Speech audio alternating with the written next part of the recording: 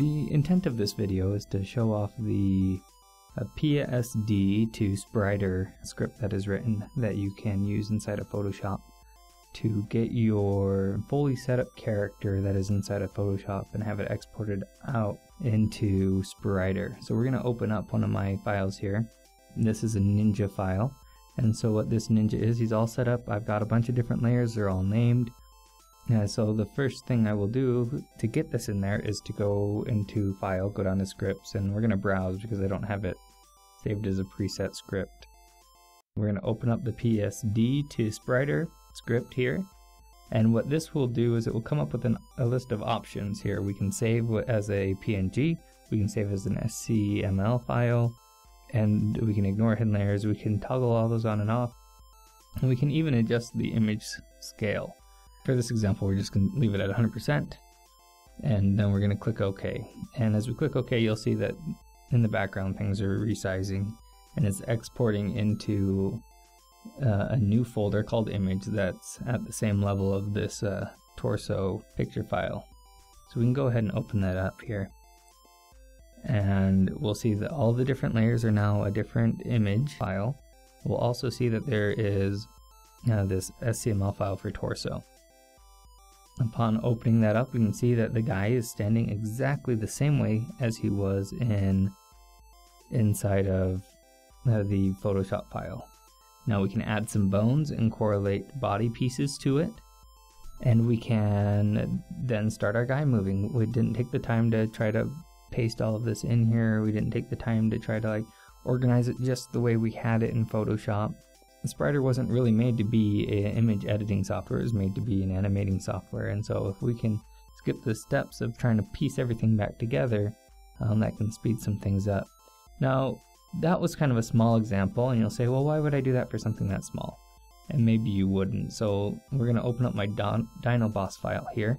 We're going to rename the image folder to images 2 because we don't want it overwritten. And as we can see here, when the DynoBoss file is open, that he's fairly large, and there's somewhere between 42 and 43 layers. I can't remember how many exactly at the current moment, but we have this huge dinosaur, and to think that you have to put all this back together inside of Spriter is a little bit of a daunting task, and honestly I didn't have this created the first time I put my dinosaur into Spriter, and so I spent around half an hour or so just getting all the pieces together, lined up just right. And so what my goal was for this, because I had something very similar in Spine, and so my goal was that for Spriter maybe we should have something similar that we could use that would speed up the process quite a bit. And so now if you'll see, I have a new images folder here, all my different items. There's 42 layers in one Spriter file. If we zoom out here, we can see that, hey, the whole dinosaur is all the way in there. One thing that you may want to do, you don't have to, is to adjust where the pivot points are on the body parts. Now when you add bones to the character or the sprite that you have inside of Spriter, the bones will actually act as the rotating pieces, and so you don't necessarily have to have a pivot point on the sprite itself. It helps for setting it up, but if everything's already set up, then you don't need to worry about it as much. So that is a basic overview of what this can do. It's pretty cool, speeds things up, and let me know what you think about it. I'm going to be including it inside of the BlockMan pack, and so when you buy the BlockMan pack, you'll get this. I'm not raising the price of the BlockMan pack from what it was previously.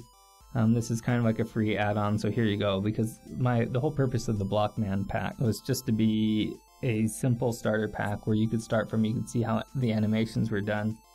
You could have the simple character that you could swap out body parts with, and so I'm going to add this in here because this is another starter piece, but I'm not technically charging for this. Alright, anyways, thanks for watching, and I hope that you will enjoy this package.